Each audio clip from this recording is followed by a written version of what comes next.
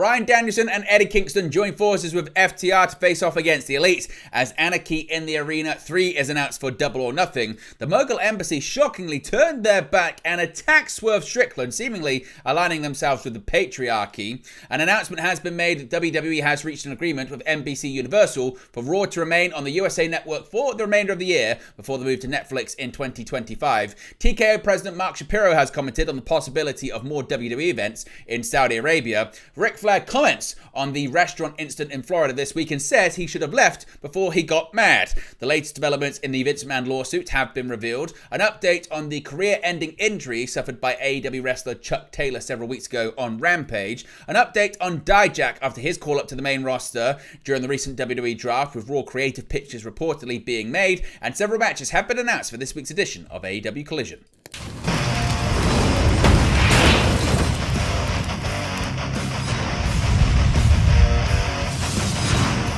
Hey guys, welcome back to Wrestling News 365. Hope everyone is doing very well. As always, plenty of news stories to get into in the world of professional wrestling. Let's start off talking with AEW Dynamite last night, and the Elite may be getting their best match to date, because the final two members of Team AEW for Double or Nothing's Anarchy in the Arena match made their presence known at the end of AEW Dynamite on Wednesday. Eddie Kingston and Bryan Danielson appeared to back up FTR's Cash Wheeler and Dax Harwood against the Elite. Of course, earlier in the evening, AEW Executive Vice President Kenny Omega made the Anarchy in the Arena match announcement from a hospital bed after being laid out both in-ring and backstage by the Young Bucks, Kazuchika Okada and Jack Perry last week on Dynamite. Following Dynamite's main event, the Elite came out and said the show doesn't end until they say it's over. Okada had a message for Omega and told him to get well soon. The Young Bucks then fired shots at AEW President Tony Khan, who they put on the shelf with a Tony Khan driver a few weeks ago. The Young Bucks accepted the fact that Omega made the match for Double or Nothing official, but said FTR would never find two other teammates before the pay-per-view. FTR's music then hit, and they said they found two guys to join Team AEW. Eddie Kingston's music first hit, and he was followed by Danielson, who hadn't been seen on AEW television since being defeated by Will Ospreay at the Dynasty pay-per-view. Team AEW made their way to the ring to stare down Team Elite. All 8 men started brawling, and officials had to break it up as the broadcast went off the air. The Young Bucks and Danielson were involved in last year's Anarchy in the Arena match at Double or Nothing, in a match that pit the Bucks alongside Hangman Adam Page and Omega against Danielson and the Blackpool Combat Club. At the event in 2022, Danielson suffered an injury in the same match that kept him out of the first ever AEW and New Japan Forbidden Door pay-per-view. He sustained a concussion and was on the shelf for 2 months. So what are your thoughts on Anarchy in the Arena 3 being announced, and what are your thoughts on these teams? Let me know your thoughts about it in the comment section below. Now, the Mogul Embassy seemingly is no more, certainly with Swerve Strickland. Swerve Strickland and Christian Cage came out at the halfway point of Wednesday's Dynamite, and all eyes were on the AEW World Champion and his challenger. By the time the segment ended, Strickland found himself stabbed in the back, and the Mogul Embassy were the ones holding the knives. Strickland opened the segment and quickly taunted Cage to bring out the rest of the Addams family to their confrontation.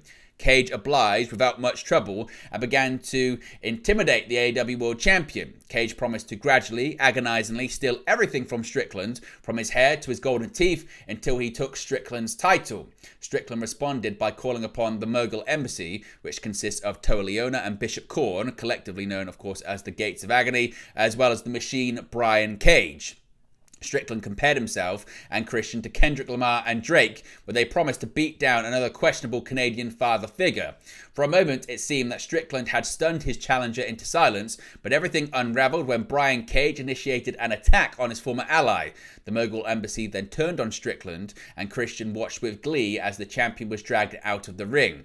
The Mogul Embassy climbed the steel steps and powerbombed their former ally into the announce table. In the closing moments of the segment, the patriarchy met with the Young Bucks, who are continuing their hostile takeover of AEW programming, and the two groups praised each other for their work. Now, the Gates of Agony last AEW appearance was in a losing effort against current FTW champion Chris Jericho and former FTW champion Hook at Big Business in Boston, Massachusetts. Of course, Brian Cage recently re-signed with AEW in April of this year. Despite the dissolution of the Mogul Embassy, fans can likely expect to see more of Brian Cage and the Gates of Agony as they become intense entangled in the Strickland and Cage storyline. Now, a bit of an update when it comes to Monday Night Raw and the future for the remainder of this year. We know the long-term future of the Red brand is on Netflix in 2025, but many people were wondering what happens when the contract with NBC Universal expires in October of this year, leading to this gap between their move to the streaming giant. For the first time in the show's history, Raw will air exclusively online from the beginning of 2025. WWE struck a deal with streaming giant Netflix at the beginning of 2024 worth $5 billion that will see Raw air live each week on the platform from January of next year, with the rest of WWE's programming following over time. However, there was one lingering question. WWE's current deal with USA Network expires in October of this year, meaning there was a possibility Raw may not have a home for 3 months until they move to Netflix. Fortunately for WWE, that won't be the case. In the TKO earnings report for the first quarter of 2024, it was revealed that WWE has agreed a deal worth $25 million with NBC Universal to continue airing Raw on USA Network until the end of this year. This means that for the fourth quarter of the year, USA Network will have both Raw and SmackDown on their network, as SmackDown is set to join the network when the show's current deal with Fox expires in October. Analysis by Brandon Thurston of WrestleNomics suggests the deal represents something of a bargain for USA, as the current Raw contract amounts to about $66 million per quarter.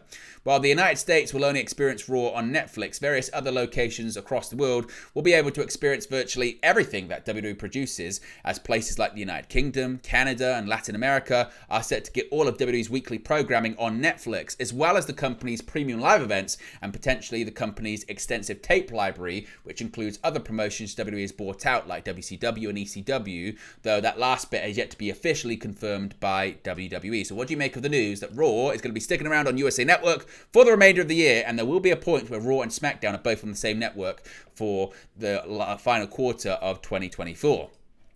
Now, we brought you the story yesterday about the Saudi Arabia deal with WWE possibly being expanded, with an announcement coming fairly soon, and the desire for Saudi to host at least a WrestleMania or a Royal Rumble in the future. Now, outside of the COVID-19 pandemic, WWE's controversial relationship with Saudi Arabia has yielded 2 premium live events each year since it began in 2018. But there's been talk recently the country wants more. During an interview with ESPN published on Wednesday, His Excellency Turki Al-Sheikh said an enhancement to the 10-year deal will soon be announced, and he expressed his desire to bring some of WWE's biggest events, including the Royal Rumble and even WrestleMania, to Saudi Arabia. Later Wednesday, Endeavor and TKO Group Holdings president Mark Shapiro addressed future WWE Saudi shows during a Q&A portion of TKO's first quarter earnings call.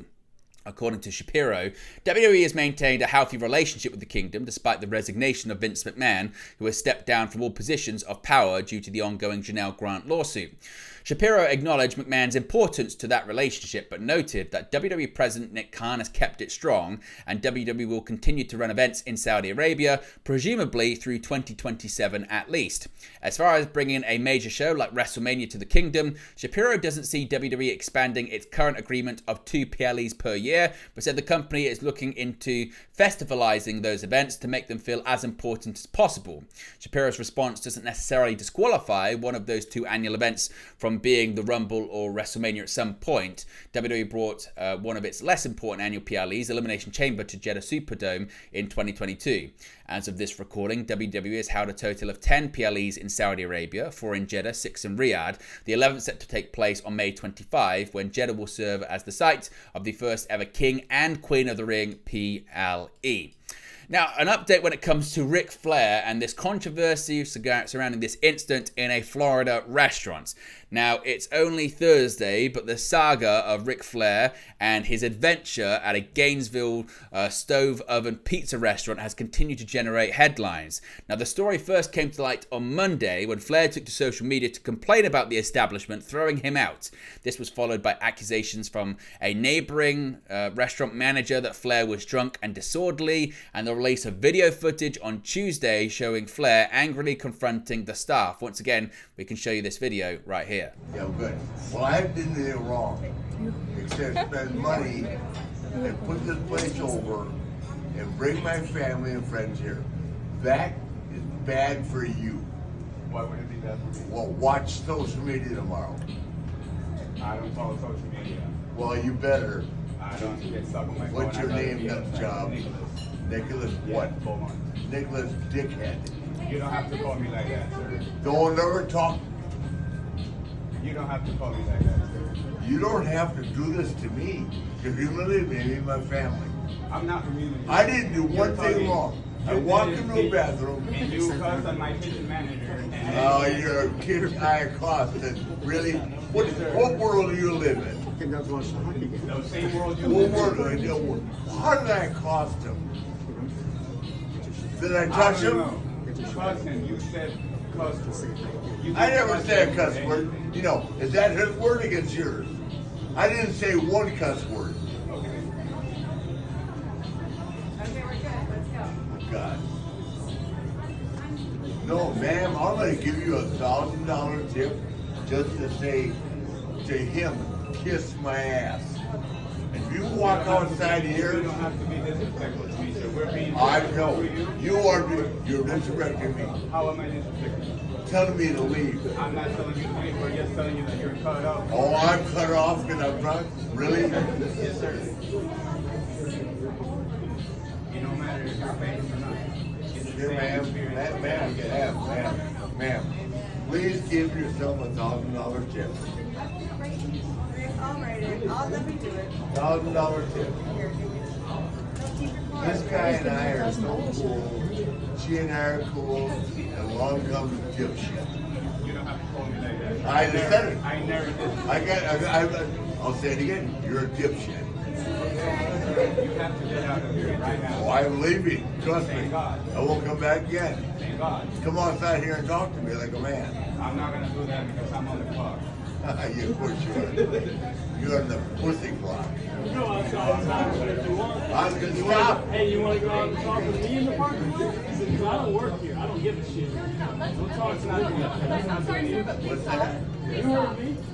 What's that? No, sir. Please stop. Stop. Okay? What did you just say to me? What did you just say to me? Excuse me. Oh, I brought my whole family here. I need one of those little bar straws for mixed drink. Oh, I did. Do you know how many? Just one. Just one? I'm not mad. I have no reason to be mad. Now, the story continued to evolve on Wednesday when Flair gave his account to the Gainesville Sun and even suggested he could pursue legal action against the restaurant. Now, Flair's tone was a little softer later on Wednesday, however, when he was contacted by the MJ Morning Show for his account of the situation. Flair provided additional details that he hadn't included earlier, claiming his stepdaughter left the place due to feeling scared because of how strong the staff came across. He again confirmed that an altercation with a kitchen worker escalated this behavior. He said, quote, "When I'm put in an area where I'm uncomfortable, I got upset," Flair said. "It caught me off guard because we were having a wonderful time," end quote.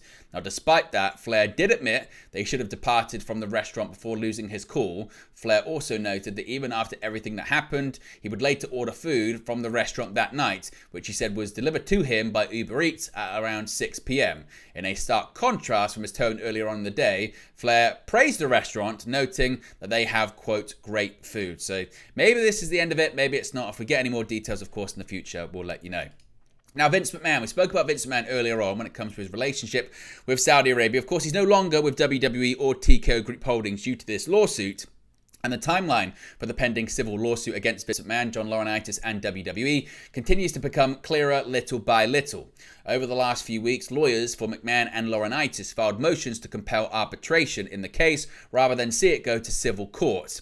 Now, all involved parties have agreed on terms relating to when the necessary paperwork must be filed to consider the case for arbitration. The defendants have until May 14 to file their official motion, while the plaintiff will have until June 4 to respond officially.